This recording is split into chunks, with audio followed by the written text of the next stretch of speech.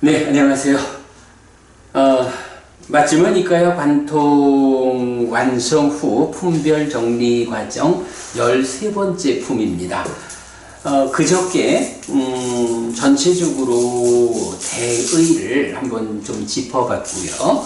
이제 오늘은 그저께 짚어본 그 주제들에 대해서 우리가 조금 더 의논할 부분이 있는지 살펴보도록 그리하겠습니다. 자, 먼저 첫 번째 경입니다. 공의 작은 경.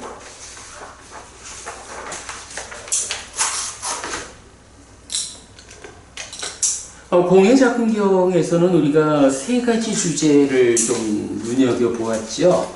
첫 번째는 순야따라고 하는 이 공이라고 하는 말이 무엇냐?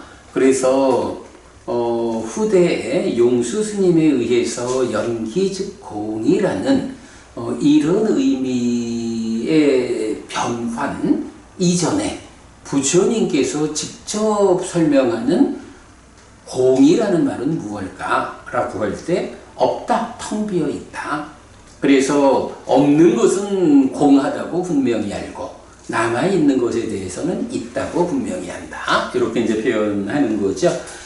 그래서 왜 부처님이 공을 설하셨느냐 라고 하면 내 안에 있는 부정적인 요소들, 이 부정적인 요소를 하나씩 비워나가가지고 최종적으로 모든 부정적 요소가 비워지면 그 없는 상태, 텅 빈 상태가 되면 부정적 요소로서의 탐진치 번뇌 모두 해소된 그것이 깨달음이다.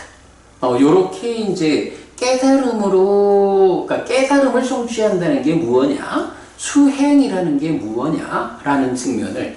그래서 우리가 보면, 수행은 곧 버리는 것이다. 이런 개념을 알죠. 부정적인 요소들을 비워나가는 과정. 요렇게 공이라는 말을 통해서 불교의 대의를 알려주고 있다. 그런가 하면 또 한 가지로는 그렇게 다 비워나가서 아라한이 되었다라고 해도 그 아라한에게도 남아있는 문제가 있다. 무엇이냐? 비운다라고 하는 것이 몸과 관련한 어떤 요소를 비우는 것은 아니다.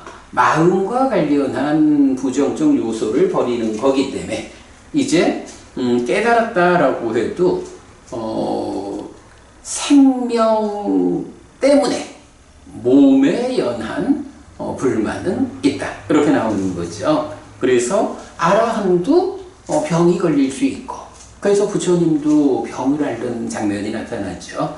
이제 그런 이야기, 깨달음의 본질, 몸의 문제는 아니다.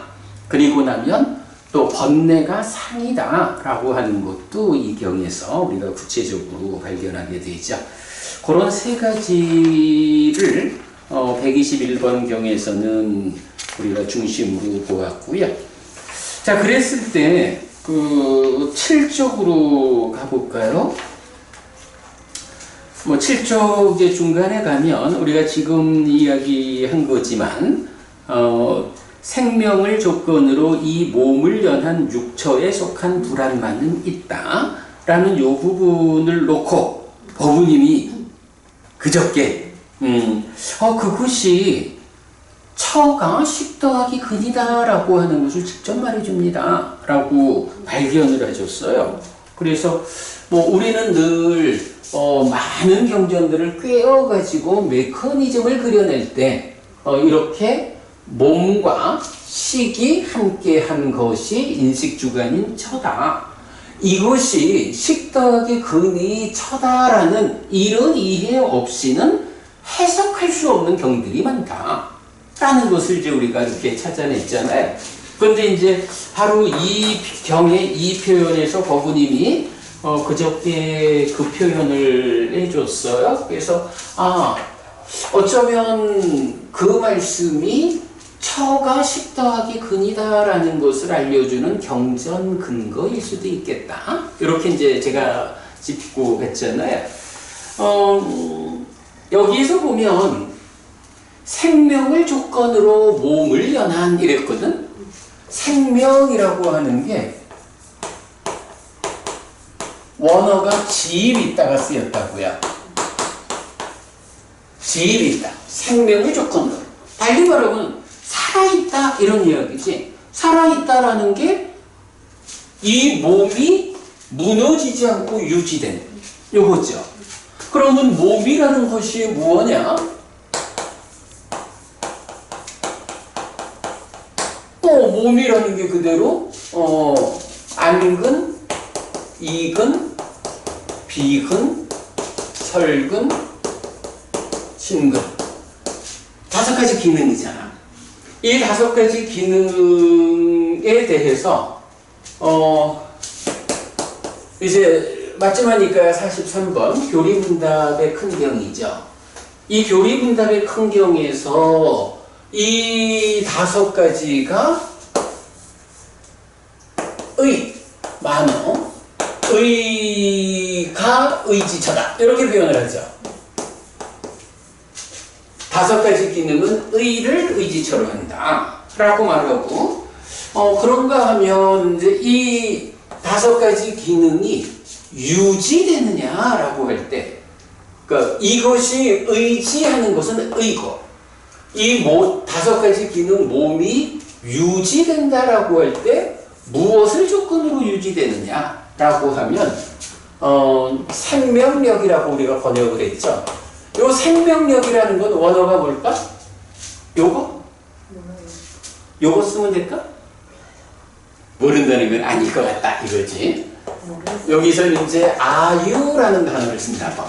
그러니까 지입 있다 하고는 다르게 아유. 그래서 이제 부처님 그 생명의 형성력을 놓았다 뭐 이럴 때도 아유 상카라 이런 식으로 나오죠. 아유 생명력이라고 번역을 했고 그런가 하면 이 5가지 기능이 생명력을 조건으로 유지되는데 이 생명력은 또 무엇을 조건으로 하죠? 체온, 체열 이렇게 하죠. 요거는 이제 원어가 우스마로 되어 있어. 그래서 체온이 적정한 온도로 유지된다라는 건 살아있다는 거고 그 살아있다라는 것은 생명력이 유지된다는 거고 그렇게 서로 조건되는 아유, 생명력과 우스마, 체온, 체열 요 2가지를 조건으로 안근 내지 신근이라는 몸이 유지된다고 요렇게 유지되는 몸이 의를 의지처로 한다고. 자 그런가 하면 몸이 무너지면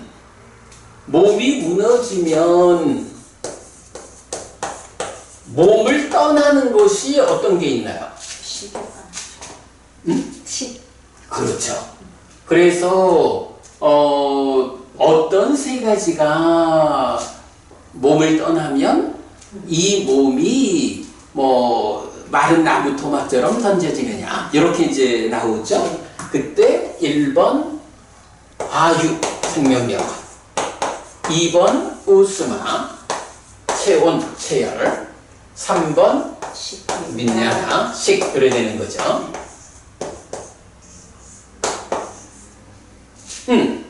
이래가지고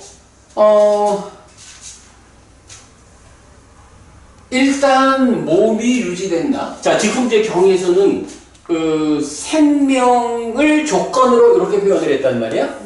요 생명이 있다. 생명을 조건으로 몸을 연한 육처 요 표현을 했는데 그렇다면 생명이 있다라는 거 몸이 유지되는 거고 그것이 이렇게 5가지 기능이 의를 의지하면서 생명력과 체온과 식이 근데 사실은 여기서 식이라는 것은 서로 조건됨에 의해서 함께 있는 거지. 근데 몸이 무너지니까 몸이 조건을 상실했기 때문에 식이 떠나는 거죠. 이제 요런. 그러면 결국은 몸과 식이라는 것은 함께 있어야 되는 거야. 몸이 있는 곳에 식은 같이 있는 거야. 죽지 않는 한. 그죠? 그래서 몸과 식이 뭐 하나의 쌍을 이루고 있다. 이제 이런 부분을 우리가 함께 볼 수 있죠. 자, 이런 내용을 이제 다 감안한 상태에서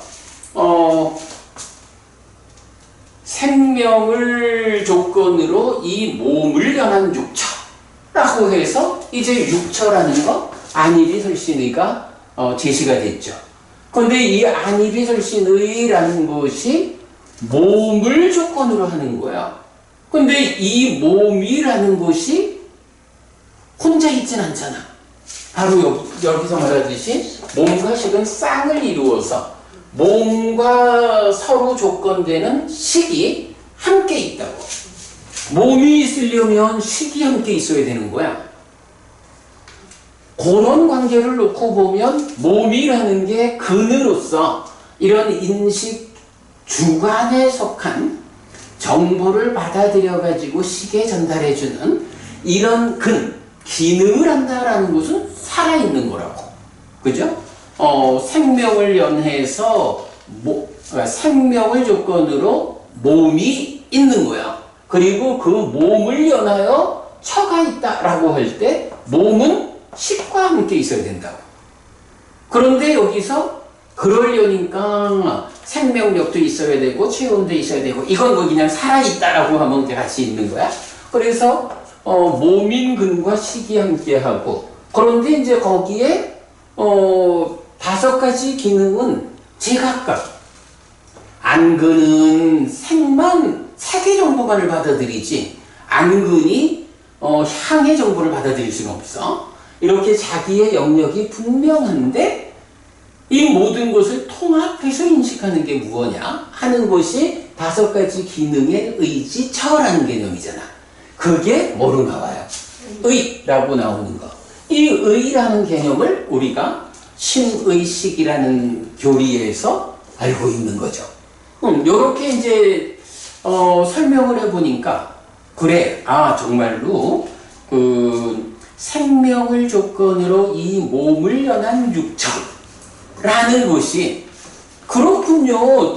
처라고 하는 것은 식과 근이 함께 한 것이다 라는 것을 정확히 말해주고 있군요. 이런 근거로 쓰는데 충분하겠어요.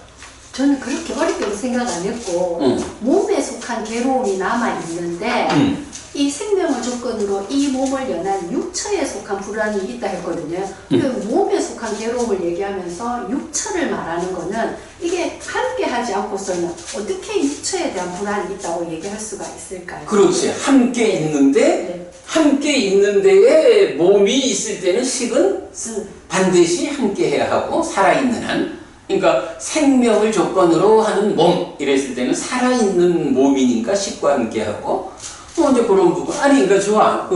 법우님이 뭐 좀 쉽게 생각했다라고 하는 거 뭐 다 좋고 문제는 법우님이 그 부분을 발견을 했지. 법우님이 발견한 그 부분을 놓고 내가 이게 이론적으로 논리적으로 타당할까 하는 부분을 생각해 본 거야. 네. 요 정도 설명하면 타당하다 할 수 있겠죠? 그리고 저기서도 또 보면 윤회하는 게 식이구나 하는 걸 또 알 수 있더라고요. 당연하죠. 그럼 당연하죠. 그럼요. 그러니까 식이 떠난다. 몸으로부터 식이 떠난다. 이래 되니까 네. 당연히 그래 돼야죠. 예, 그래서 이런 요 부분 나는 요거 아주 굉장히 중요한 발견이다. 우리가 이제 늘 요 부분을 설명을 하고 있지만 주목하지 못했던 것이 바로 지금 이제 법우님 지적하신 그 말씀에서 그렇다. 처는 식 더하기 근이다라는 경전 근거. 요렇게 이제 요 부분을 우리가 활용할 수 있겠어요.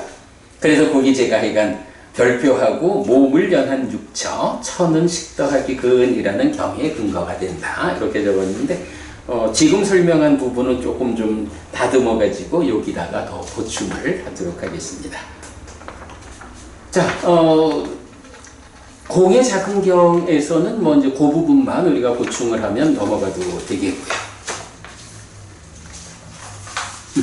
자, 그 다음에 이제 122번 공의 큰 경입니다.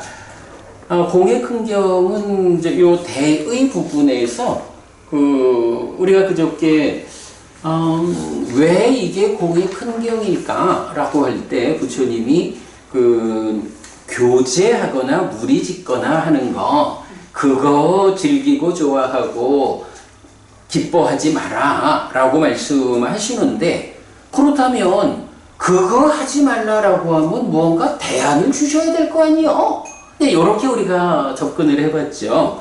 그래서 이제 부처님이 그런 뭐 교제하거나 무리짓거나 하는 것보다는 열애가 깨달은 머금이 있어.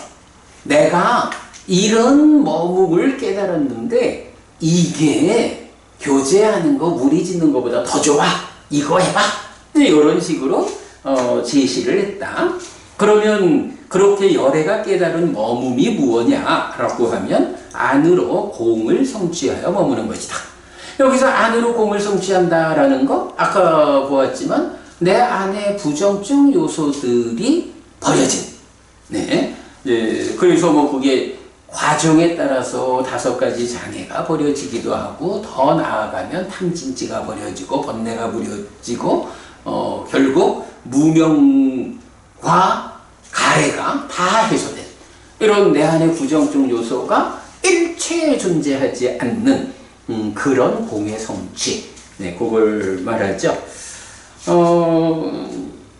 그 이제 밑에 2단락을 제가 보충했어요. 그래서 보면 열애가 깨달은 머문, 안으로 공을 성취하여 머무는 것인데 심을 안으로 진정시키고 가라앉게 하고 집중되게 하고 삼매에 들게 해야 한다. 요거 내적인 심에 삼았다. 그래 되는 거죠. 그러면 이제 문제는 여기서 그렇게 해서 법을 드러내줘야 그 다음 이야기가 진행되는데, 어떻게 비구는 심을 안으로 진정시키고 가라앉게 하고 집중되게 하고 삼매에 들게 하는가 라고 결국은 이제 이 경에서 가장 많은 분량으로 나타나는 것은 어떻게 안으로 삼매에 들 것이냐 하는 방법을 제시하는데, 여기에서 삼바자노로 나와요. 삼바자노는 뭐죠? 삼바잔냐, 바른 알을 가진 자, 이런 의미죠. 어쨌든 이제 12가지 바른 알을 가진 자, 이래 되죠. 그래서 어떻게 대한 답으로 바른 암 12가지를 단계적으로 제시하고 있거든요.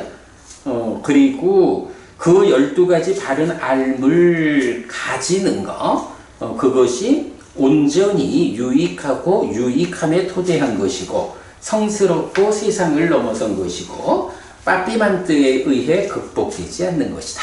이렇게 이제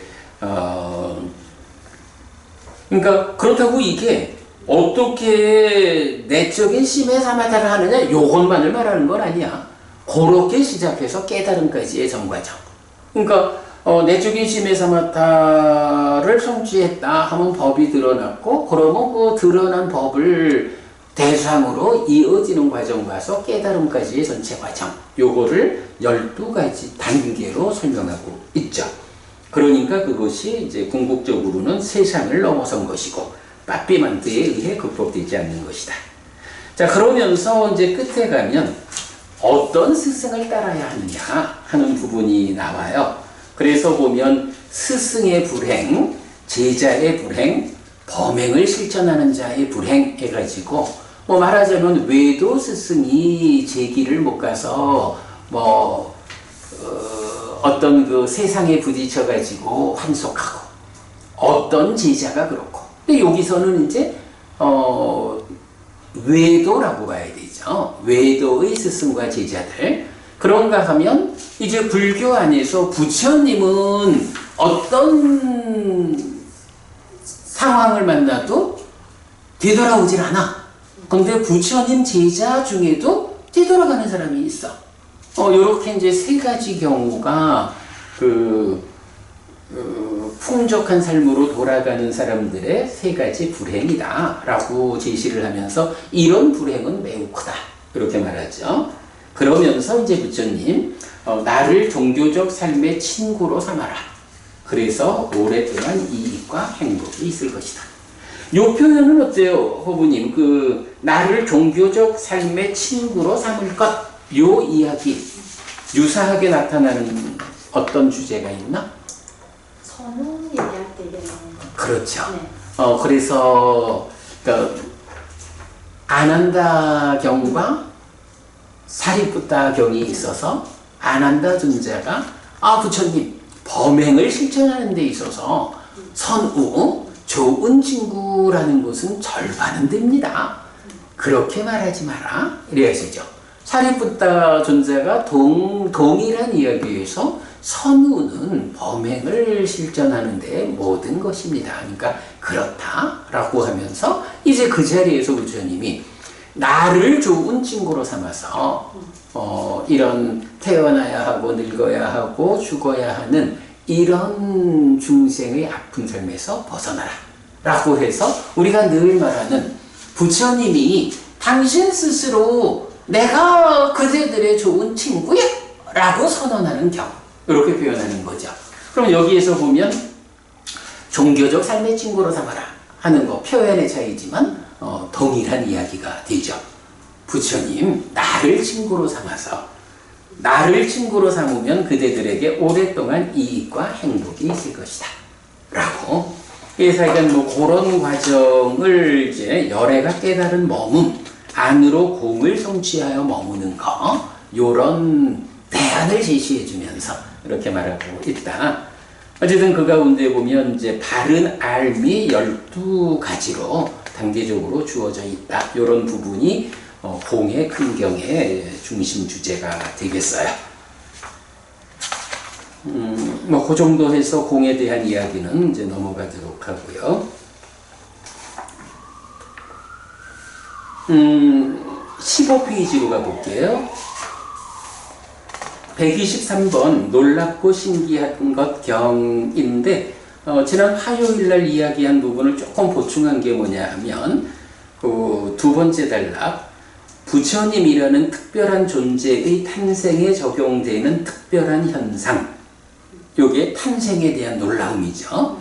거기에 보면 디가니까야 30번 32상경이 설명하는 포괄적 전생 이야기에 의한 32가지 신체적 특징을 가지고 태어나는 특별한 탄생이다.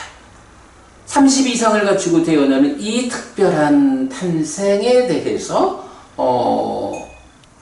글쎄 32상은 전륜성왕도 갖추고 태어나지만 전륜성왕에 대해서 이런 이야기는 없죠. 다만 부처님에 대해서 그렇게 32상을 갖추고 태어나는 특별한 탄생은 이러이러하게 언제부터라고? 보살이라는 칭호가 처음 쓰이는 직전 삶의 태어남부터, 도솔전에 보살이 태어나는 거기에서부터 시작되어 가지고 놀랍고 신기한 태어남의 주제 설명하고 있다라는 거. 그래서 보살이라는 호칭은 직전 삶의 태어남부터 깨달음을 성취할 때까지의 제한적으로 사용된다라는 거 보았고요. 123번 경에서는 이제 그 정도 보면 되겠고요. 자, 이제 참 곤란한 124번 바꿀라경. 바꿀라경은 뭐 어쨌든 바꿀라 존자라는 분에 대해서 19페이지 중간에 보면 이제 바꿀라 존자 1. 7일 동안 의지처를 가진 자로서 사람들이 주는 음식을 먹고 8일째에 무위에 앓이 생겼다. 요거 마하카사파 존자도 똑같은 표현을 쓰죠. 그러니까 바꿀라 존자도 특별한 존재인 건 사실인 것 같아요.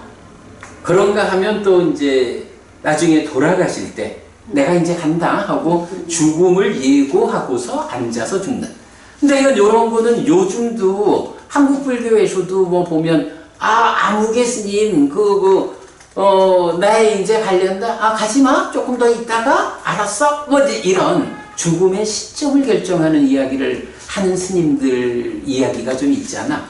그러니까 뭐 그런 이야기가 경에서도 나타나고 있다. 그리고 그 중에 앉아서 죽었다라는 부분 이렇게 이제 나오는 거죠. 그런가 하면 또 이 경은 경의 서술자의 의견이 나타나는 보통은 그냥 한 일화가 일화를 소개하는 사람의 어떤 의견 없이 그대로 일화가 소개되는 게 경인데 그 경 가운데 경을 서술하는 사람이 우리는 이렇게 생각해요. 이제 이런 서술이 들어가는 경이야. 바쿨라 경이 지금 경 전체적으로 그런 서술을 하는데 그런 그 서술자의 의견이 나타나는 경이 또 하나 본 게 있죠. 곶다묵가경에서 보면 부처님 돌아가신 이후에 설해진 경인데 아난다 존재하죠. 그래서 아난다 존재한테 곶다묵가라는 사람이 뭐 이렇게 보시를 하겠다 하니까 그러지 말고 그냥 빠따리푸따에 절을 지어라. 사방상가를 위한 절을 지어달라 해가지고 곶다묵가가 이제 절을 지어주죠. 그리고는 끝에서 지금은 그것이 곶다묵히라고 불린다. 이거는 누군가가 이런 쓴 거야. 그런 부분을 하나 우리가 본 적이 있죠. 그러니까 굉장히 드물게 나타나는 그 경의 편집자의 서술이 들어있는 이런 내용이고요. 자, 한 장 넘겨볼게요. 21쪽 가면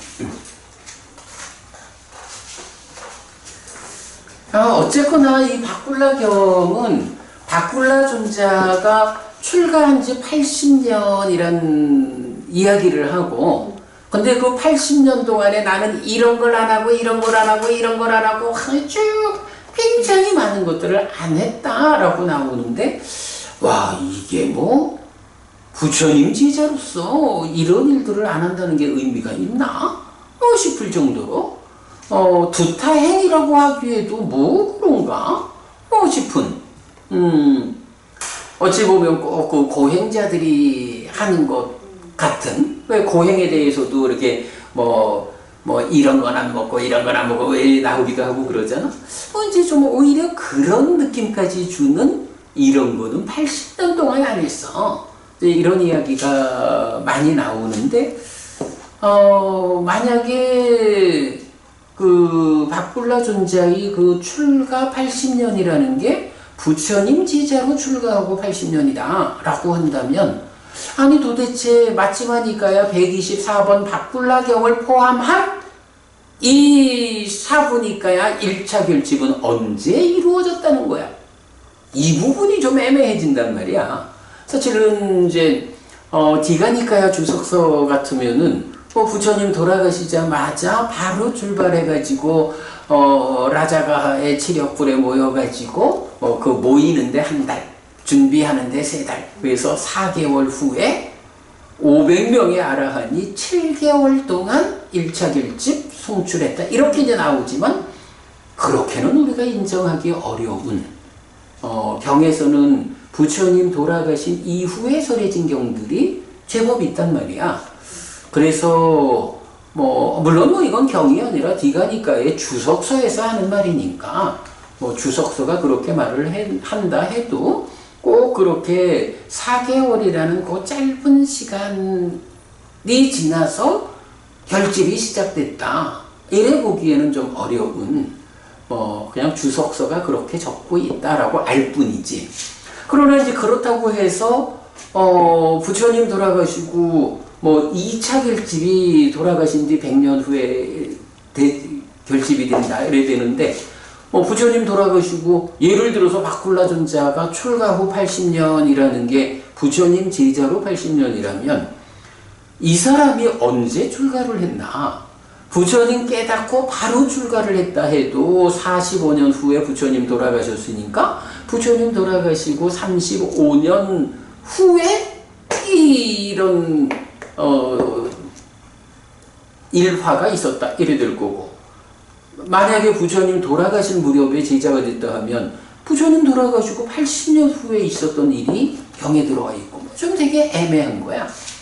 그래서 이제 그게 늘 신경에 걸리는데, 이제 방금 봤지만 의지처, 사실은 부처님 제자들은 다 아라한이 될 때까지는 불법승이라고 하는 부처님을 의지처로 하는 사람들이잖아. 그런데 의지처라는 말이 나오는 거로 보면, 출가했다라는 자체가 꼭 출가라는 게 부처님 제자로만 출가하는 건 아니죠. 여러 스승들, 외도들로 출가를 할 수가 있는 거니까. 그러면 외도의 제자로 출가했다가 나중에 부처님 제자로 다시 출가를 해서 의지처를 가진 자로 다시 출가를 해서 7일 만에 깨달았다 이렇게 본다면, 그 시점이 특정되지 않으니까 바꿀라경이 1차 결집의 시기하고는 상관없는 경이 될 수가 있는 거지. 그래서 이제 우리가 이제 그렇게 좀 이해를 해보자 이랬잖아요. 이제 그래도 어쨌든 하여간 그게 마음에 걸려. 그래서 제가 우리 그저께 수업을 하고 오늘 이 자료를 만들 때까지 또 한 가지를 좀 살펴봤어요. 21쪽 세 번째 단락 볼게.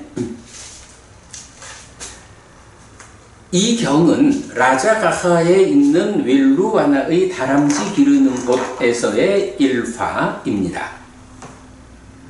그러니까 이제 경이 시작할 때 보면 웰루와나의 다람쥐 기르는 곳, 라자가해 위하라띠 웰루와네 이렇게 이제 나오죠.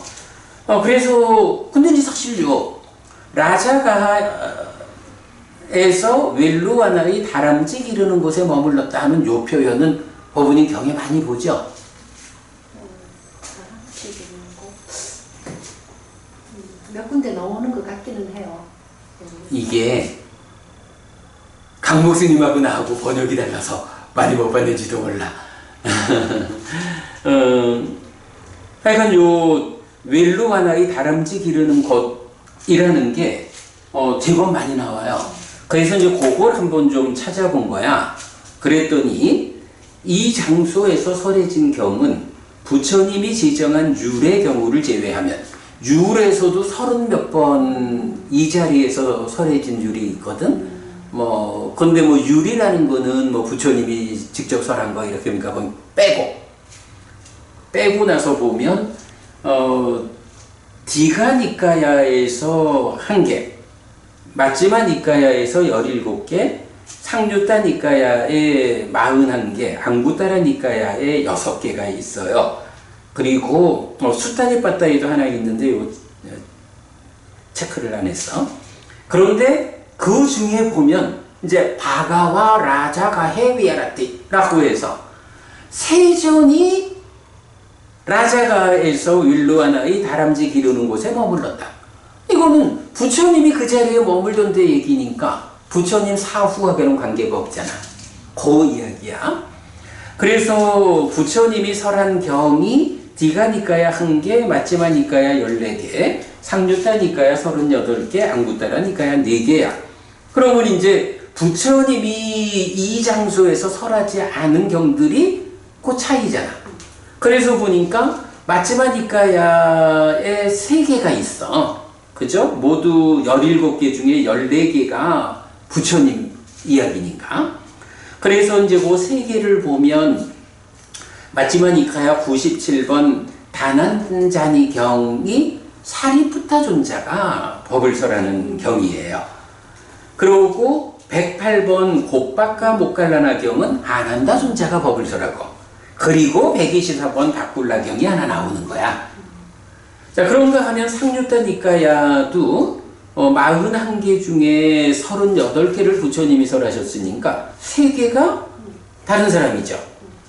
16번 상류타 11번 의복경 보면 마하카사파 존자가 28번 상류다 10번 수치 묵기경은 사리부다전자, 그리고 47번 상류다 29번 시리 왔다 경은 안 한다 전자. 그렇게 이제 부처님 아닌 설명이 있고, 그 다음에 앙구따라 니카야도 6개 중에 4개는 부처님이니까 이제 2개가 아홉의 모음 34번 열반낙경은 사리부다전자, 그리고 열의 모음의 86번 과도한 자기화경은 마하카사파 경이 있습니다.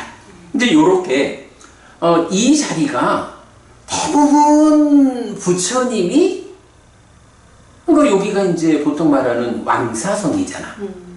그죠?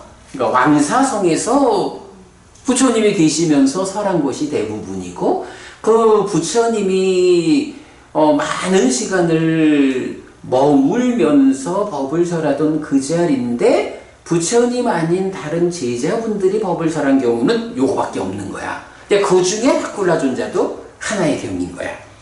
자, 그런데 그래서 이제 이렇게 보면 바꿀라존자가 이 자리에서 법을 설했다는 게 뭐 이렇게 특별한, 예를 들어서 부처님 돌아가시고 나서 그쪽 자리가 또 좀 아무래도 뭐 부처님이 주로 계시다가 부처님 돌아가시고 나면 좀 달라지는 면도 있을 거고, 바꿀라존자 혼자 몇십 년 후에 거기서 법을 설했다? 이래 볼 수 있을까? 뭐 이제 이런 생각을 할 수 있는데, 이제 그래서 또 좀 찾아보니까 이런 표현이 있어요. 특히 라자가하는 부처님이 돌아가신 지 오래지 않아 중요성과 번영을 잃고, 그러니까 여기가 마가다 왕, 그러니까 마가다 국의 수도였단 말이야. 그러니까 역사적으로 중요하고 번영했던 자리인데, 부처님 돌아가신 지 오래지 않아 중요성과 번영을 잃고 쇠퇴한 것으로 알려져 있다. 요게 이제 보면 마가다국 이러면 유명한 빈비사라 왕이고, 빈비사라 왕의 아들인 아자타사또 외대히부다가 아버지를 축출하고 왕이 되잖아. 그래서 우리 사문과경 같으면 아자타사또 외대히부다가 부처님한테 질문하는 요런 경이잖아. 그러니까 부처님 당시에 이미 아자타사또 외대히부다 이 왕이 마가다국의 왕으로서 라자가하에 있었던 거야. 그런데 이 아자타사또 왕이 재위 기간, 왕으로 있는 동안에 수도를 라자가하에서 빠탈리푸타로 이전을 해요. 그래서 우리가 부처님 사후에 설해진 경들로 보면 대만열반경에서 부처님이 빠탈리가마라고 하는 작은 마을을 머물고 가시면서, 사실은 이제 그 마을이 왓지를 공격하기 위한 이제 요새로 개발이 될 때, 이 자리가 나중에 빠탈리푸타라고 하는 아주 번영한 곳이 될 거다. 이 말씀하고 가신 거 아니야? 그 빠탈리푸타에서 설해진 경들은 부처님이 계시는 동안에는 거기가 빠탈리푸타가 아니었단 말이야. 빠탈리가마였지. 그래서 부처님 사후에 설해진 경이다라고 우리가 이해할 수 있죠. 그런데 그 빠탈리푸타가 건설되고 나서 뭐 어느 시점인지는 정확히 몰라도 그러니까 아자타사또 외대히푸타 왕이 라자가하에서 빠탈리푸타로 수도를 옮긴 거야. 그러면 이제 그러고 나면 종교의 중심지도 그 수도라는 쪽의 중심지가 되잖아. 라자가하가 종교의 중심지였던 것도 거기가 수도였기 때문에 이렇게 되는 거니까. 그래서 이제 그런 부분들 서술한 게 부처님 돌아가시고 오래지 않아서 라자가하는 쇠퇴했다. 그러면 그 쇠퇴한 곳에 바꿀라존자만 혼자 남아가지고 몇십 년 후에 거기서 이런 일화가 있었다? 이렇게 봐야 할 이유가 없죠. 뭐 이제 그런 이야기들. 그래서 바꿀라경이 설해진 시기만 부처님 사후 오랜 세월이 지나서라고 볼 필요는 없다고 하겠습니다. 라고 정리를 했어요.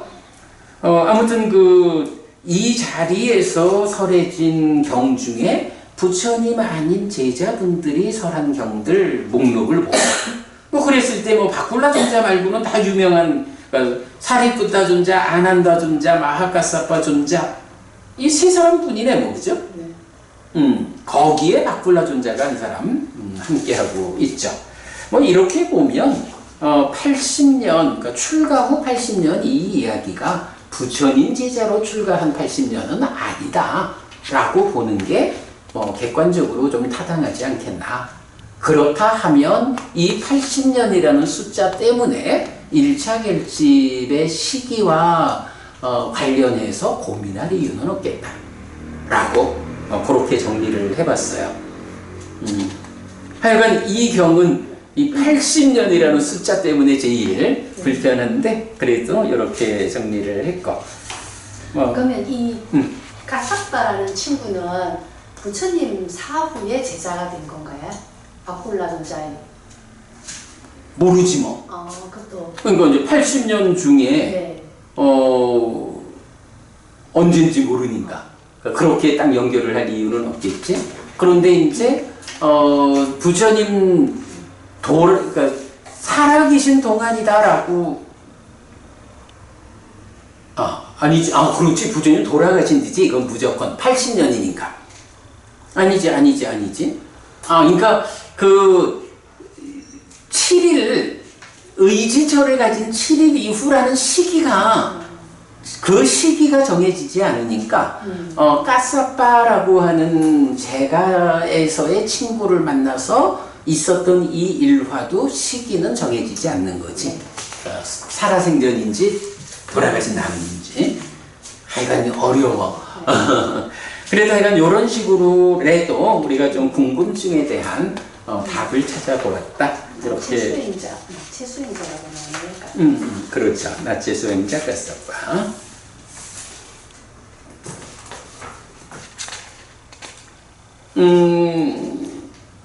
22쪽 제일 아래 그런데 서술자는 누구일까? 라고 해서 23쪽에서 아까 본 이야기지만 고타무카 경은 부처님이 완전히 열반하신 이후에 설해진 경인데 그래서 고타무카 바라무는 이런 지속적인 보시와 다른 지속적인 보시로서 빠탈리푸타의 상가를 위한 강당을 지었다. 지금 그것은 고타무키라고 불린다라고 마무리됩니다.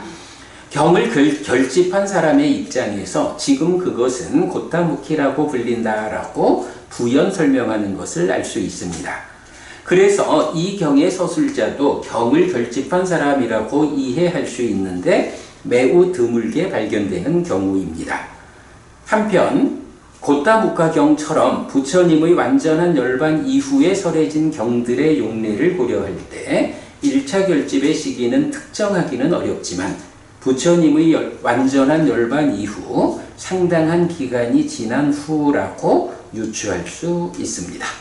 이렇게 보았어요.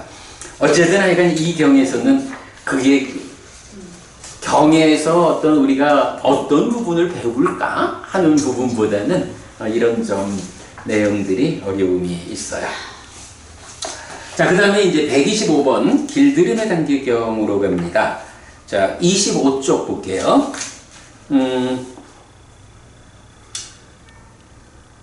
단계적 길들임이고 열애가 더 나아가는 훈련을 이제 설명하고 있죠. 세 번째 단락 와서 볼게요. 계를 중시한 기능의 단속, 음식의 적당량을 깨어있음의 실천, 염정지를 갖춤, 삿띠를 준비하여 5가지 장애로부터 심을 청정케 함, 사념처, 큰 말뚝을 땅에 박고 숲에 사는 코끼리의 목을 묶는 것, 즉 움직이지 않음, 부동이라는 훈련에 비유된 삼매죠. 자, 그래서 사념처를 열반의 실현을 위한 심에 찾고 라고 하는데 여기에서 보면 이제 그 소유의 사유를 수반하는 생각 까무빠상히땅 위따깡을 떠올리지 말까. 요건 무슨 얘기야? 어쨌든 보면 위따까라는 개념인데 위따까는 하여간 따까에서 떠오르는 거잖아. 근데 그 위따까가 소유의 사유를 수반하지 않도록 해라 라고 말하고 있거든. 소유의 사유를 수반하지 않는 윗닦아. 요게 무슨 의미일까? 좀 생각을 해보자고. 자, 그런데 사실은 이 경이 좀 특별한 서술을 하나 하고 있어요. 우리가 보통 보면 수행과 관련한 서술을 할 때는 다 뭐 이렇게 만족하고 기능을 단속하고 하면서 그래서 삼매에 들고 초선, 제선, 제선, 제선 이렇게 나가잖아.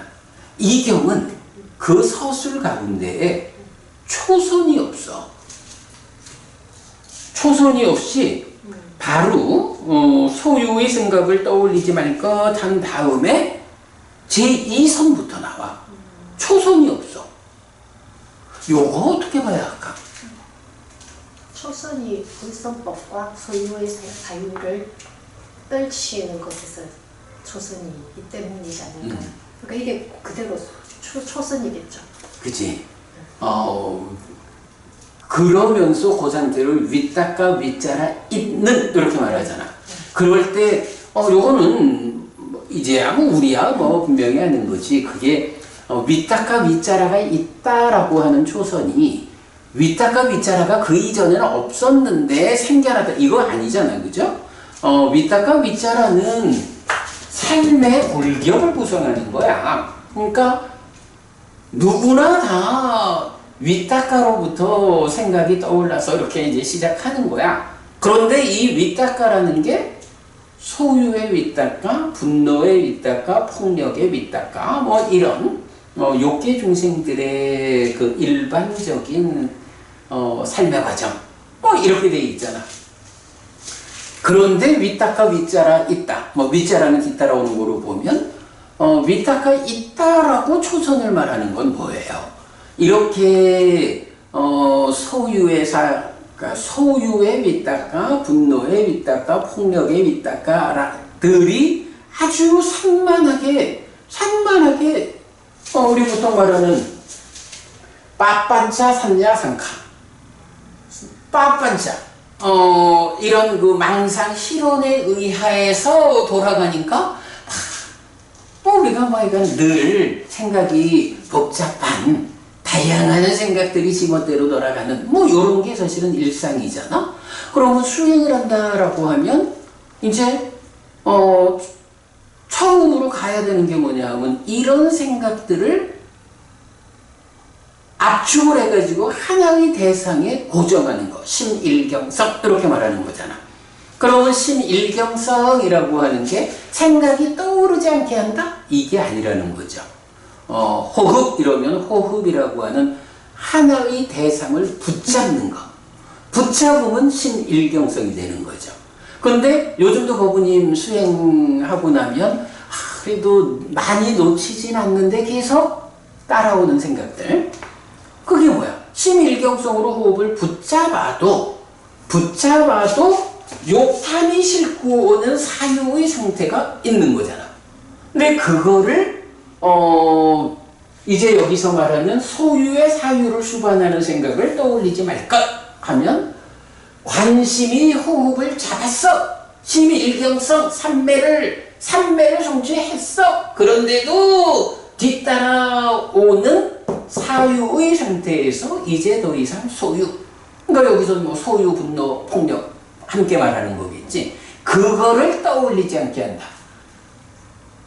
관심이 쫓아와가지고 호흡을 잡고 심일경성은 성취했는데 거기에 실려오는 것으로의 소유적인 거. 요거 배제되었다. 그러면 윗닦아는 있지만 그 윗닦아가 더 이상 소유와 분노와 폭력이라고 하는 이런 낮은 삶을 실지 않았다. 이렇게 보면 심일경성 상에서 윗닦아가 순일해진 거지. 윗닦아 윗자라 있는 초선을 성취하여 먹는다. 요기적으로 볼 수가 있는 거야. 그죠? 이게 초선 없이 제2선으로 갈 수는 없잖아. 그죠? 네. 그러면 이게 제2선부터 시작한다라는 얘기는 앞에 부분의 서술이 어떤 형태로든 초선을 지시해주고 있어야 되잖아. 네. 타당하죠? 그래서 이제 여기서 보면 소유의 사유를 수반하는 생각을 떠올리지 말 것이라고 한 요 내용이 초선을 의미하는 거. 그래서 내가 이제 별표하고 경은 이어서 제2선으로 연결되는데 소유의 사유를 수반하지 않는 윗닦아가 윗닦아 윗자라 있음의 초선을 지시하는 것으로 이해할 수 있음. 이렇게 적은 거죠. 맞아요. 앉아서 있으면 떠오르는 생각은 전부 제가에 관계되는 생각들 뿐이에요.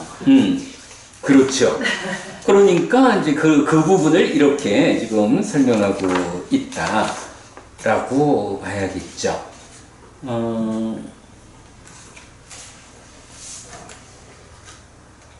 자, 요 부분을 이제 경에서는 어떻게 말하냐 하면, 그는 지혜를 무력화시키는 심의 오염원인 이런 5가지 장애를 버리면서 몸에서 몸을 이어보며 머문다 라고 해서 사념초가 나오고, 열애는 그에게 더 나아간 것을 훈련한다. 오락이고요. 그대는 몸에서 몸을 이어보면서 머물러야 한다. 소유의 사유를 수반하는 생각을 떠올리지 말라. 해서 경험들, 마음, 현상들에서라고 반복하고, 그리고 나면 바로 이어서 그는 이제 초선이 없이 윗닦아와 윗자라에 가라앉음으로 인해 안으로 평온함과 마음의 집중된 상태가 되어 윗닦아도 없고 윗자라도 없이 삼매에서 생긴 기쁨과 즐거움의 제2선 이렇게 나온단 말이에요. 요거 그래도 우리가 하나 잘 봤죠? 왜 초선이 없는가? 사실은 이제 요 부분은 내가 뭐 옛날에 이제 이경을 보았을 때 이렇게 좀 같이 찾아보면 우리 이제 한국 파리송전협회 전재성 박사님의 해석에서는 사념초라는 게 초선이다. 자, 사념초가 초선까지 가는 거다. 사실 이제는 우리가 사념초가 어디까지, 사념초의 완성이 어디야? 사태의 완성. 이면? 어디까지 가려면 사선? 이거 여실지견. 그냥 아니 저는 이 단계를 묻는 줄 알았어요. 삼매의 단계를. 그래. 그래, 하여간 그래서, 이제는 우리가 사념초가 완성된다라는 게 여실지경이다. 1차적인 깨달음. 이렇게 이제, 수행 지도를 이제 분명히 알고 있잖아. 근데, 나도 공부를 시작하면서는 이제 이런 부분에 대해서, 여기는 왜 제2선부터 시작하지? 라는 부분. 그럴 때, 사념초는 보통 삼매를 성취하는 수행? 요런 정도의 이해. 그럴 때에 이제 우리 전재성 박사님은 이 경을 해석하는 자리에서 그러니까 사념초 수행은 초선을 성취하는 데까지다. 그러므로 여기 사념초에 이어가지고 제2선이 나오는 것. 초선이 사념초는 초선을 성취하는 데까지다. 요렇게 해석을 하신 게 있어요. 이제 그럴 만큼 요 부분이 사실은 학자들한테는 관심 가는 주제인 거야. 삼매를 말하면서 초선 없이 제2선부터 시작하는 경우는 본 적이 없죠.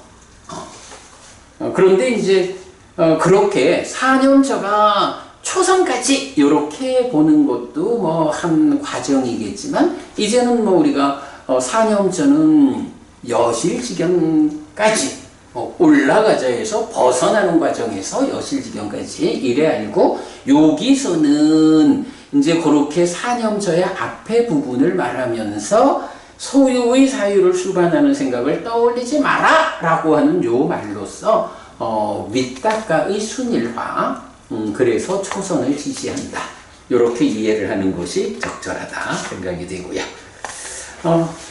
네, 길들임의 단계경에서는 그 한 가지 더 추가해서 보았고요.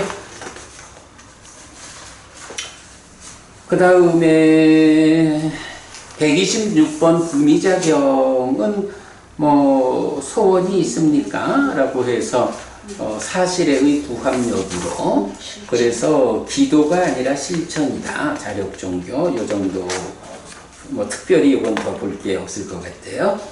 자, 그 다음에 이제 127번, 128번을 우리가 미뤄놨는데, 이건 그냥 깊이 보고 가기는 어려워요. 두 가지 주제를 말하거든. 무량 심해탈이라는 것과 확장에 의한 심해탈이라고 하는 두 가지가 같은 겁니까? 다른 겁니까? 라고 말하는데 그러니까 표현도 다르고 의미도 다른 겁니다. 이렇게 말을 해요. 그래서 보면 자, 무량한 심해탈이라는 것은 뭐 자비희사 사무량심을 말하는 건 우리가 다 알죠. 그런가 하면 확장에 의한 심해탈이라는 것은 이제 경이 이렇게 표현을 해. 한 개의 나무 뿌리만큼을 확장된 것이라고 두루미치고. 그러니까 사무량심 같으면 자비희사 자비희사라는 네 가지 마음을 내 안에 채워가면서 뭐 동서남북 상하좌우 뭐 이런 해가지고 모든 곳을 내 안에 자비시사를 채워가는 것으로 마음을 무량히 이래 하는 건데 확장에 의한 심해탈이라는 것은 어떤 그 공간을 지시를 하는 거야. 한 개의 나무 뿌리만큼을 확장된 것이라고 두루미치고 기울면서 먹는다. 마음을 기울인다. 나무 뿌리 둘만큼, 한 뿌리, 두 뿌리. 마을 하나만큼, 마을 둘만큼. 하나의 왕국만큼, 왕국 둘째만큼. 바다를 경계로 하는 대지만큼. 이런 식으로 그러니까 내 안에 자비희사를 채워나가는 것에 무량함. 이렇게 표현을 하지 않고 내 마음을 미치게 하고 기울게 하는 것의 범위를 나무뿌리 하나만큼, 하나의 세상만큼 이런 식으로 이제 표현을 해요. 그리고는 이게 표현도 다르고 의미도 다르다. 이렇게 이제 말하고 있어요. 그러니까 뭐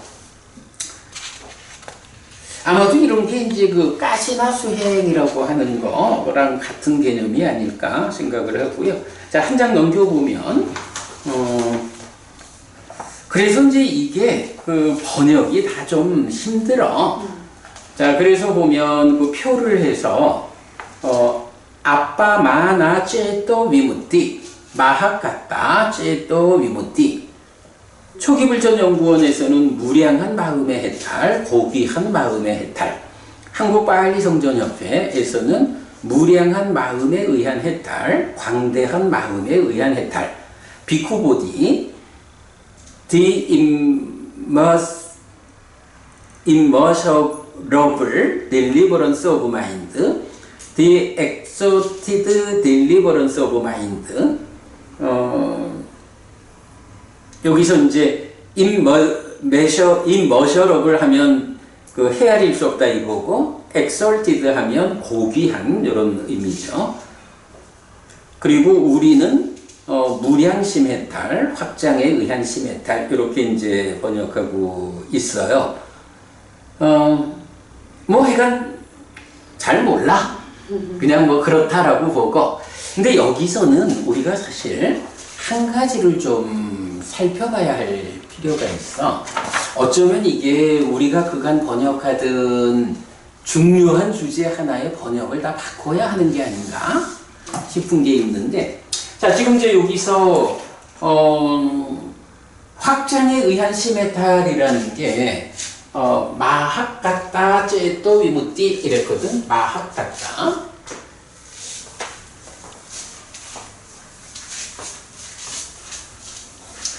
내가 이게 이건 이전부터 좀 이거를 좀 한번 짚어봐야 하는데 생각을 하고 있는 건데,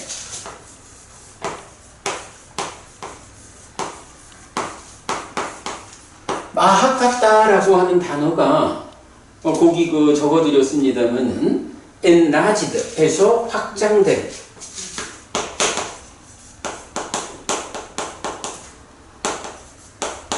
그리고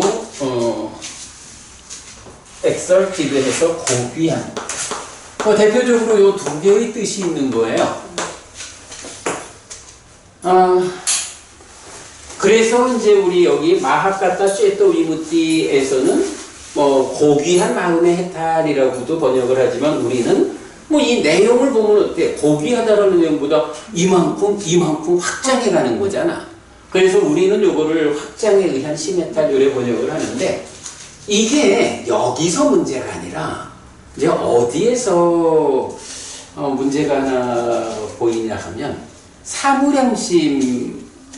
사무량심에서 우리가 어떻게 크고 귀하고 무량한 원망 없고 원망 없고 이렇게 이제 나오잖아. 그때 원어가 뭐냐 하면 윗불레나 마학다테나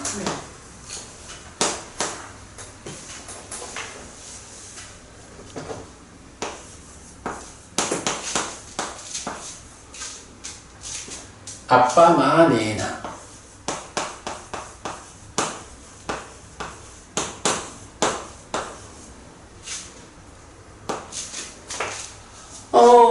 요거 윗불라에 에나가 붙어가지고 수단격이 된 거야. 그래서 요거를 큰 것에 의한 이런 개념이야. 근데 이제 약간 그 문장 전체의 흐름에서 크고 이렇게 번역했고, 요것도 마하카테나라는 게 똑같은 수단격이 되는 거야. 근데 요 마하카가 뭐냐 하면 요거란 말이야. 그래서 이게 확장된으로도 되고 고귀한으로도 돼. 근데 이제 현재 우리가 요거를 크고 귀하고 그리고 아빠마네나 라고 하니까 여기 마찬가지 해서 아빠마나 무량한 크고 귀하고 무량한 자가 함께한 뭐 이렇게 이제 번역을 하고 있잖아. 요거 어때 부부님? 범위가 점차 넓어지는 걸로 보자면 큰 다음에 확장되고 무량하게. 그지? 네. 요거를 우리가 크고 귀하고 무량한 노래 번역을 하는데 사실은 요거는 양적으로 크죠. 귀하다라는 것은 질적으로 귀한 거지. 무량하다라는 거 양적이지. 요게 사실은 지금 일치하지 않는 거야. 그런데 워낙에 그 오랜 세월을 이렇게 크고 귀하고 무량한이라고 번역을 해오다 보니까 사무량심과 관련한 모든 경들이 다 이렇게 번역이 되어 있는 거야. 출판된 거든 안 된 거든. 그런데 지금 법부님 딱 보이죠? 크다라고 하는 거. 그리고 이게 무량하다라는 거. 이런 차이가 있어. 그러면 이게 큰데 귀한 거요. 그리고 무량한 거요. 아, 자비희사라고 하는 이 마음은 귀한 거요. 그게 귀하다 하는 이야기를 굳이 크다, 무량하다라는 사이에 띄워 넣을 이유가 있나? 오히려 큰데 확장되어 가지고 무량한. 그렇죠. 마음이 점점점 커지는. 그죠? 커지는 거니까. 그죠?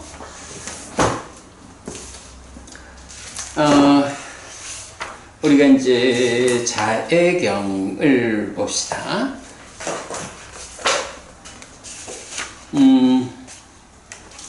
어떤 사람은 자가 함께한 심으로 한 방향을 두루 미치면서 머문다. 그렇게 두 방향을, 그렇게 세 방향을, 그렇게 네 방향을 이렇게 위로 아래로 중간 방위로 모든 곳에서 모두에게 펼쳐서 모든 세상을 크고 귀하고 무량한 원망 없고 거슬림 없는 자가 함께한 심으로 두루 미치면서 머문다. 여기서는 결국 원망 없고 거슬림 없는 자가 함께한 심, 요 마음이 질적으로는 원망 없고 거슬림 없는 거야.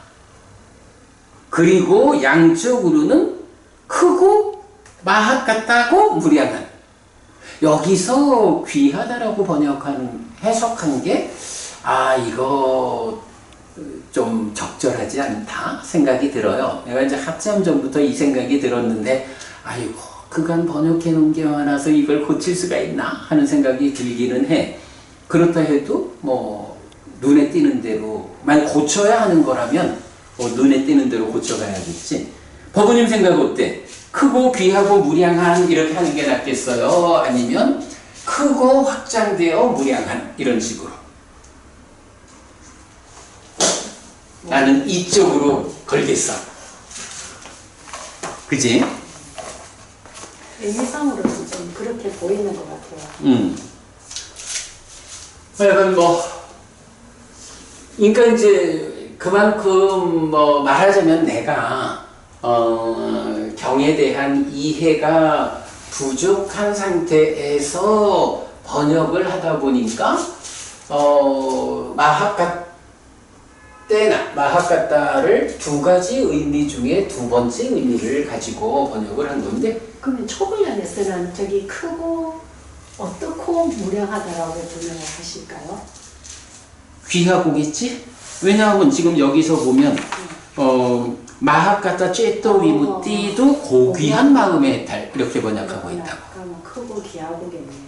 한번 봐봐. 사무량심 몇 손으로 여기서 제가 이렇게 하면 못 찾는데요. 사무량심이 워낙 많이 나오니까. 다음에 찾아볼게요. 아니면 이 번호를 읽어보면 되겠다. 이 경을 그지? 지금 이게 몇 번이죠? 그래. 그러면 지금 안구따라니까에도 거기 있죠? 방금 우리 자해경 읽었잖아. 자해경이 안구따라니까야 넷의 모음의 125번. 2권이지.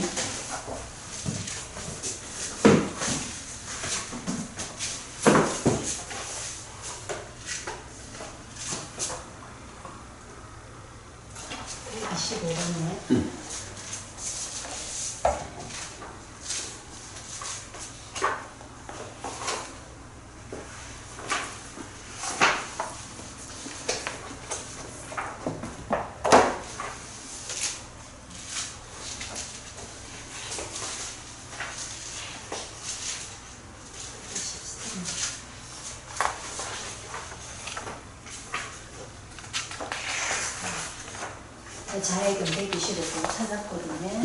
보셔요.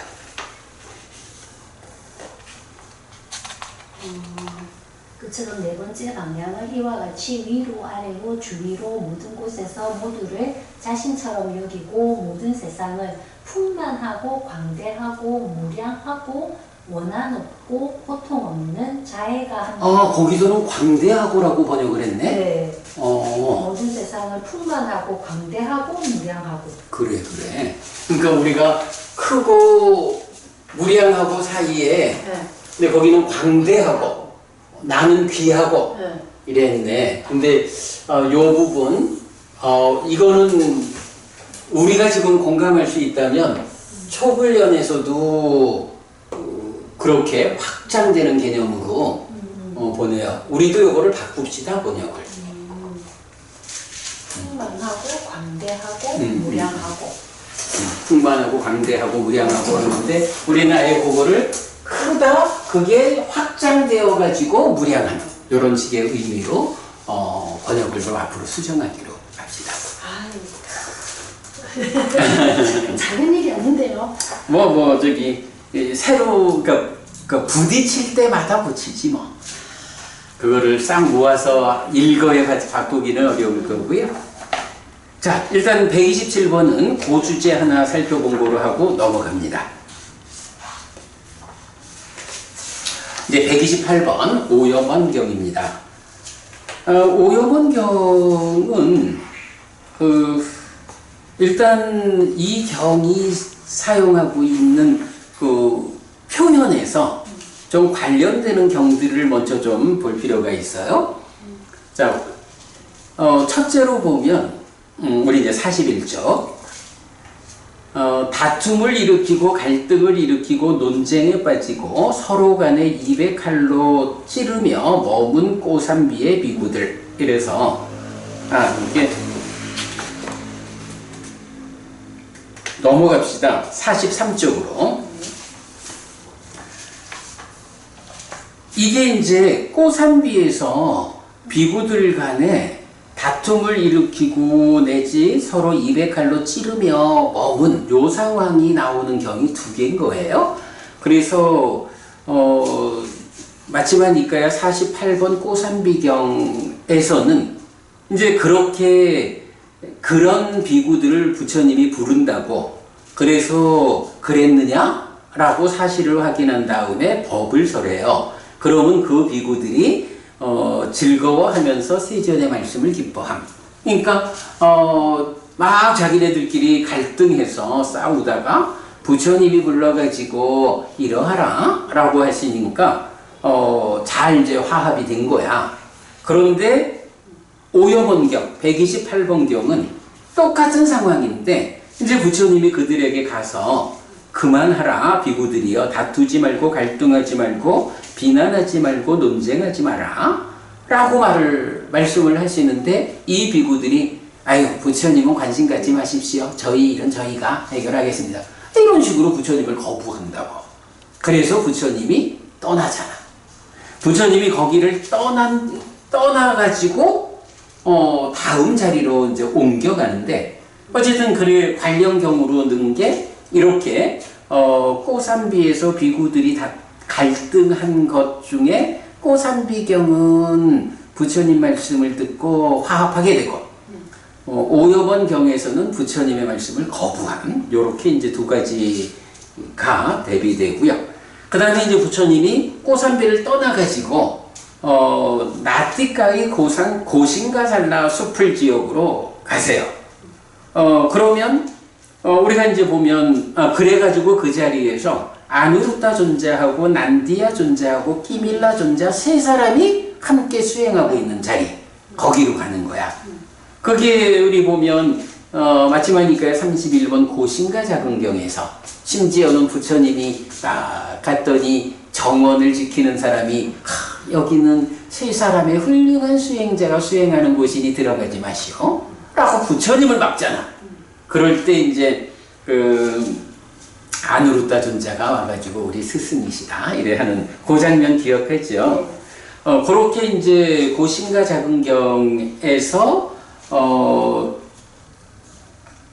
세 명의 비구를 방문한 부처님이 그때 보면 이제 인간을 넘어선 법인 성자들에게 적합한 차별적 지화견을 성취하여 편히 머무는가 이런 주제로 대화를 했고요.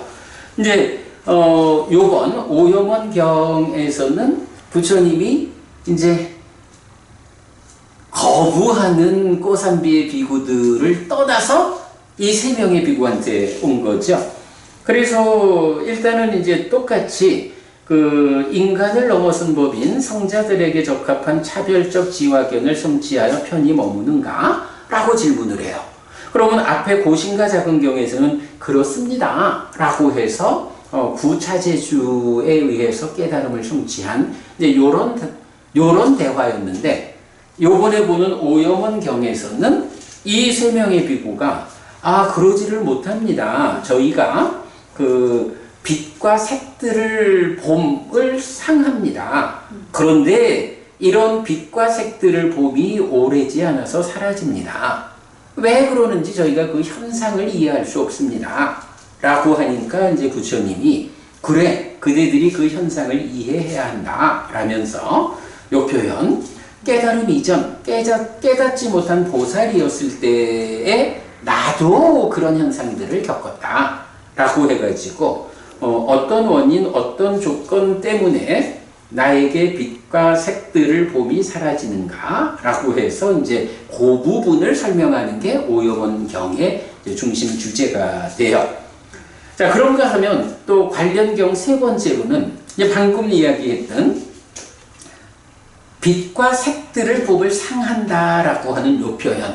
이 뭐 굉장히 어려운 표현이잖아. 근데 이 표현이 또 나오는 경이 하나가 있어요.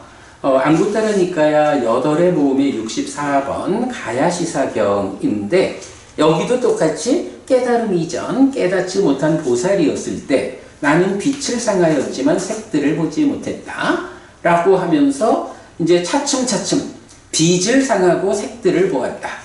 그리고는 빛을 상한다? 색들을 보았다라고 할 때 여기서 색들이 무엇일까라고 할 때 이 경에서는 그 높은 하늘의 신들의 모습을 보는 요렇게 이제 좀 이해가 돼요. 그래가지고 전체적으로 8단계인가 해가지고 처음에는 빛만 보았어. 근데 나중에 색을 보고 그 다음에 그들과 대화를 하고 그 다음에 그들이 전생에 어떤 업을 지어서 여기 태어났는가 뭐 이런 그 높은 신들에 대해서 부처님이 더 알아가는 그 알미 높아지는 이제 그 단계를 말하거든요.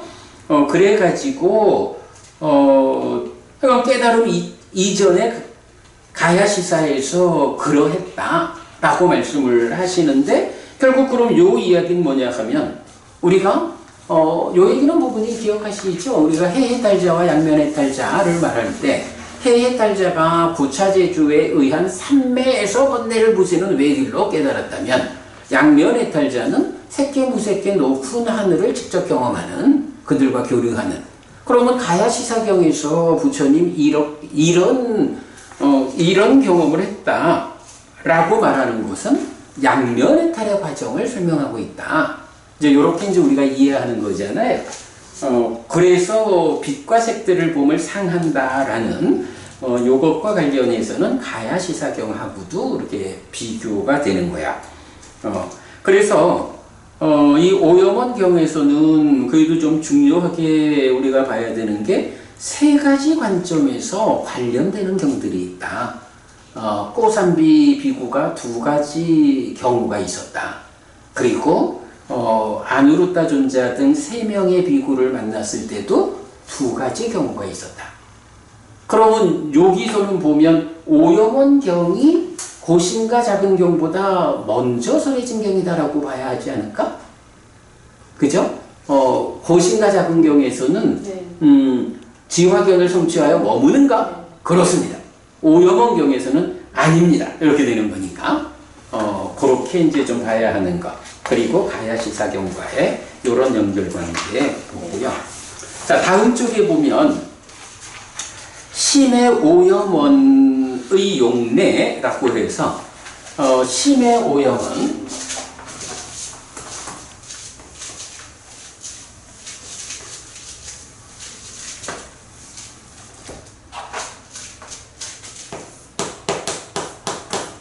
찌따사 우빡길레사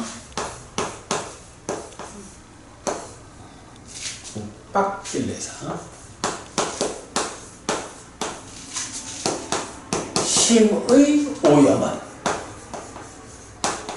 여기서 우리가 뭘 좀 살펴봐야 할까? 기본적으로 표에서 보면 경은 우리가 이제 결국 공이라고 하는 것도 마음의 부정적 요소를 비워가는 거잖아. 그러니까 결국은 내 안에 부정적 요소에 속한 부정적 요소를 표현하면 오염원 이래 되겠지. 이 부정적 요소가 어떤 것이 있는가라는 걸 알아야 되잖아. 자, 그래서 보면 이 표가 찌따사 우빠길레사 심의 오염원이고 그것이 마지막이니까 7번 옥감경에서는 스승이 버려야 한다고 말한 심의 오염원 요거 마지막이니까 3번하고 연결하는 거죠. 그래서 16가지, 17가지 나오고 그 다음에 마지막이니까 14번 괴로운 무더기 작은 경에서는 로바 도사모하 망진치가 심의 오염원이다. 그리고 128번 오염원경 이 경에서 삼매를 흔들리게 하는 걸로 하나, 둘, 셋, 넷, 다섯, 여섯, 일곱, 여덟, 아홉, 열, 11. 네, 11개를 제시하고 있고요.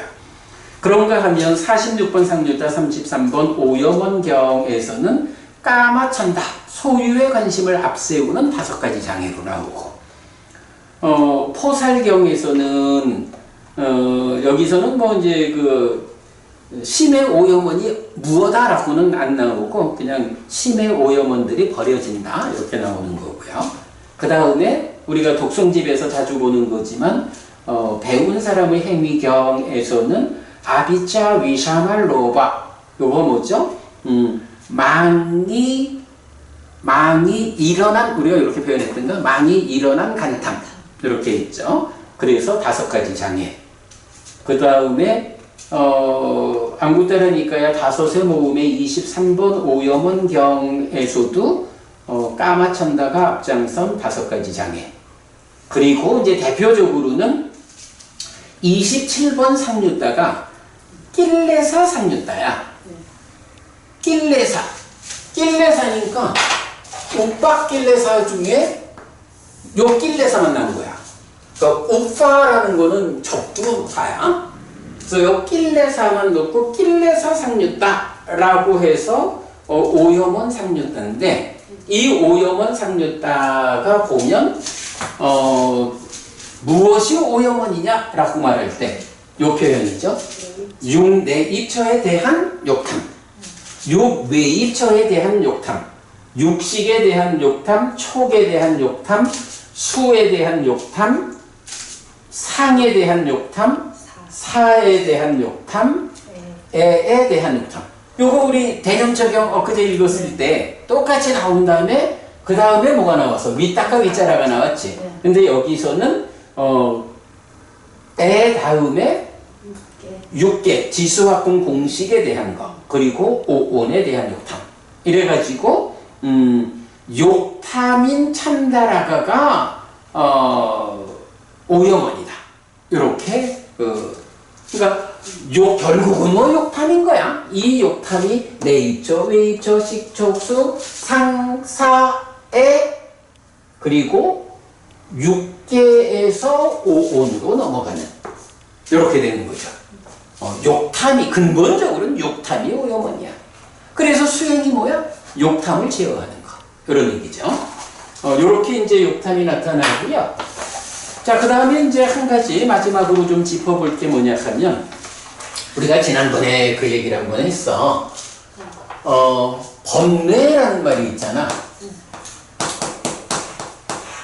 이 번뇌가 원어가 뭐죠? 아싸와. 아사와. 그런데 디지털 빨리 리더라든가 이렇게 그 니까야 말고 인터넷에 들어가서 번뇌를 검색을 해보면 이제 뭐 나무 위키, 뭐 위키 백과 뭐 이런 이제들 나오잖아요. 거기에서는 번뇌가 원어가 아사와가 아니야. 끌레사로 나와. 끌레사. 요거 굉장히 다른 거야. 그럼 끌레사는 뭐냐? 라고 하면, 뭐 이제 일단 이제 니카야의 입장에서는 아사와가 번뇌야. 그러면 끌레사라는 건 뭐지? 낄레사도 아니고 끌레사. 사실은 요 끌레사가 산스크리트어로 낄레사가 되는 거야. 그러니까 산스크리트 끌레사 해서 이제 요게 번뇌다 라고 뭐 위키 뭐 하여간 그쪽에서 이제 찾아서. 그런데 산스크리트하고 빨리가 이제 조금 다른데 때로는 또 이렇게 같이 겹쳐 쓰여요. 요 니카야에서 끌레사라는 이름으로 쓰이는 경우가 간혹 있더라고. 몇 개의 경에서 보면 찐따 끌레사의 수단격 끌레세히라는 단어가 나와.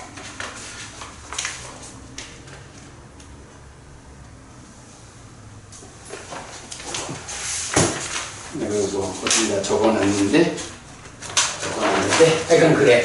그래서 찌따 끌레세히 하면 찌따 심에 요건 이제 이건 안대 수단격으로 변화하는 거지.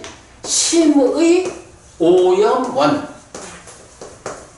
에 의한 이런 얘기라고. 수단격이니까.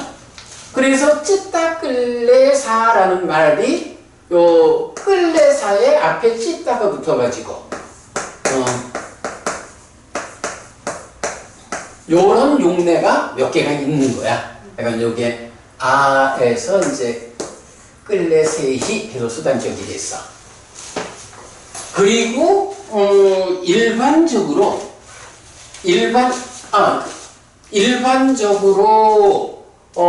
끌레사는 낄레사로 이제 파일리어에서는 나타나거든. 그런데 이때는 번뇌라고 보기보다는 사실은 번뇌는 다양한 부정적 요소 중에 끝에 존재하는 한 가지라고. 오염원이라고 하는 부정적 요소는 삶의 전체 과정에 있다고. 그러니까 번뇌라는 말을 할 때 아사와라고 하는 요 한 가지만을 지시하는 거하고 전체 과정에 있는 부정적 요소, 오염원들을 다 번뇌라고 번역하는 거하고는 이건 전혀 다른 거야. 그런데 어쨌든 지금 나무 위키 뭐 이쪽에서 찾아보면 번뇌는 끌레사의 번역이다. 산스크리트. 이렇게 나오는 거야. 그런데 니카야에서는 끌레사가 아니고 아사와가 번뇌로 쓰여. 어쨌든 이제 이 번뇌라는 말은 뭐니 해도 중심이 누진 이거잖아. 번뇌를 부수고 깨닫는 그 의미이기 때문에 번뇌라는 말은 아사와로 고정할 수밖에 없거든. 깨달음이기 때문에. 이제 그런 차이를 이제 보는 것이 필요하고, 그런 상태에서 이제 오염원이라고 번역을 할 때 끌레사라는 산스크리트 형태로 나타나는 경우도 있다. 찌따 끌레사 해서, 그러니까 찌따 끌레세히 요 수단격으로만 나오더라고. 요런 경우가 몇 번 있고, 나머지 오염원이라고 나올 때는 낄레사로 나오고. 그런데 이 낄레사가 낄레사만으로 나오기도 하지만 오빠 낄레사라든가 또는 상 낄레사라든가 이런 접두어를 붙여가지고 오염원으로 나오는 거, 그런 걸 볼 수가 있거든요. 아무튼 이제 이 경에서는 그렇게 먼저 빛과 색들을 봄을 사라지게 하는 원인 조건이 되는 찌따서 우빠길레사 심의 오염은 11가지 요거를 제시하는데, 그 내용은 너무 어려운 부분 우리가 좀 넘어가기로 하고, 시간도 다 됐고 넘어가기로 하고, 여기서는 아무튼 요런 끌레사, 낄레사, 아사와 번뇌라고 하는 말의 원어 요 부분을 이제 우리가 주목한 거로 하고 마치자. 삼마삼부토 바가와 스와카토 바가왔다 담모 숫바티판노 사와카 상고띠. 세존은 정든가 계시다. 세존으로부터 법은 잘 써내졌다. 제자들이 상관은 잘 실천한다. 찌랑띠타뚜 로까스밍 삼마삼부타 사사난띠. 정든각을 가르치니 이 세상에 오래도록 머물기를. 이차마항 얀양 야지뚱 양마마 아싸 디가라땅 히타야 수카야띠. 오랫동안 나에게 이익과 행복을 주는 자선행을 실천하리라. 이당 다낭 페따낭 냐띠 살로 히타낭 우빠까빠뚜. 이당 다낭 페따 냐띠 살로 히타 파리분잔뚜띠. 이 보시가 돌아가신 친지와 혈육들에게 도달하기를. 이 보시를 돌아가신 친지와 혈육들이 사용하기를. 오늘도 우리가 훌륭한 법의 등을 함께 달았습니다. 이 법의 등의 공덕이 오랫동안 여러분들에게 이익과 행복으로 함께하기를 바랍니다. 또한 오늘의 이 법보시의 공덕이 여러분 생각하시는 그분들에게 도달하고 사용되기를 바랍니다. 수고하셨습니다.